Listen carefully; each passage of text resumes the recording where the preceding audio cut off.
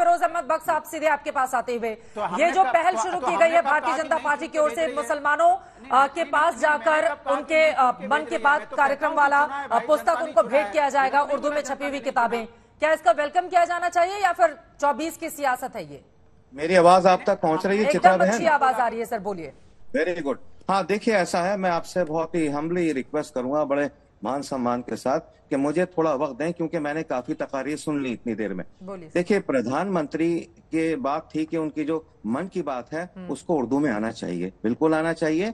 और मैं बबांगे दहल तमाम हिंदुस्तानी मुसलमानों की जानिब से इस बात का खैर मकदम करता हूं कि उर्दू के अंदर किताब आई है। अब इसको वोट बैंक की राजनीति से नहीं जोड़ना चाहिए, जैसे कुछ लोगों ने अभी बड़ा कीमती वक्त आज तक का, ऐसे करोड़ों लोग देख रहे हैं इस वक्त, अब टोपी के ऊपर बर्बाद कर दिया। अरे प्रधानमंत्री मोदी कांग्रेसियों की तरह, सपाइयों बसपाइयों की, तृणमूलियों की तरह जो है, ना तो टोपी पहनते हैं ना पहनाने में विश्वास रखते हैं। ठीक है, बिल्कुल जो है वो जो अंदर से हैं वही बाहर से हैं। और रही बात उर्दू की, मैं प्रधानमंत्री के बारे में मुझे थोड़ा सा वक्त में क्लियर कर दूं।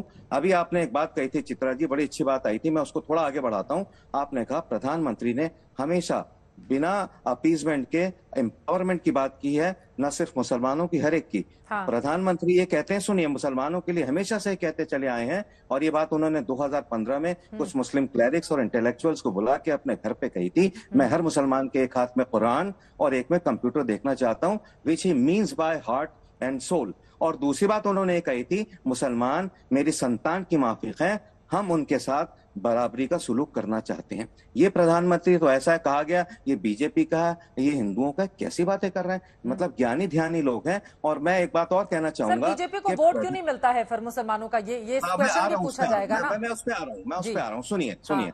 ऐसा है, बीजेपी को कम से कम 9 से 10% वोट हर इलेक्शन में मिला है। हाँ। और अभी आप देखिए, रामपुर में भी बीजेपी जीती है, मुसलमानों का इलाका है।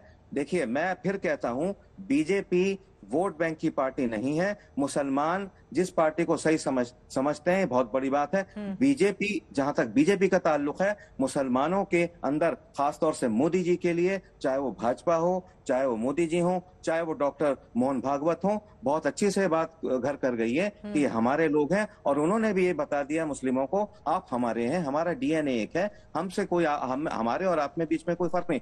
वोट एक बहुत छोटी सी चीज है। मुसलमान बीजेपी को वोट देता है, 9-10% वोट देता है। वोट छोटी चीज कहाँ हो सकती है सर, वोट ही सबसे बड़ी चीज है, जिसके बाद सरकारें बनती और बिगड़ जाती हैं, और उसी वोट की सारी लड़ाई है। लेकिन सतीश जी, उन्होंने दो टूक कहा कि मोदी जी टोपी पहनने और पहनाने में विश्वास नहीं रखते, वो जो अंदर से है वही बाहर। कोई भी पार्टी किसी कैंडिडेट को हिंदू, मुसलमान या मजहब देखकर उसका टिकट नहीं देती, वो ये देख के टिकट देती है विनेबिलिटी कितनी है, कहाँ जीत सकता है। कोई भी पार्टी हो, चाहे वो कांग्रेस हो, सपा हो, बसपा हो, हर पार्टी का जो लीडर है वो देखता है। संगी जी, मैं आपके पास आऊंगी, जरा सतीश जी से जवाब ले लेती हूँ। टोपी पहनने और पहनाने में भरोसा नहीं रखते हैं प्रधानमंत्री, आज तक बीजेपी में नहीं हुआ। ये सवाल नहीं उठाया। मैं टोपी वाली, मैं चूंकि आपने बहुत सारी बातें की, इसलिए मैंने वो प्रकरण बीच में रखा। लेकिन यहाँ एक बात सुनिए, देखिए, वो देश के प्रधानमंत्री हैं, और मुस्लिम भी इस देश की आबादी है ना।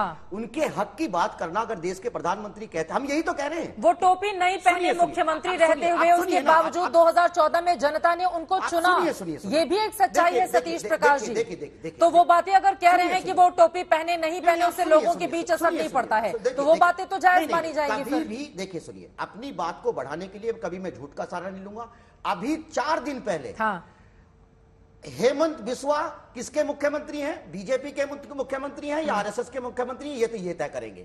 उन्होंने अपने राज्य में बहुत सारे मदरसे बंद करने की बात करी है, और बहुत सारे मदरसों का जो सरकारी मदद है उसको बंद करने की बात करी है। ये बीजेपी के लोग सवाल पूछे या आरएसएस के लोग सवाल पूछे?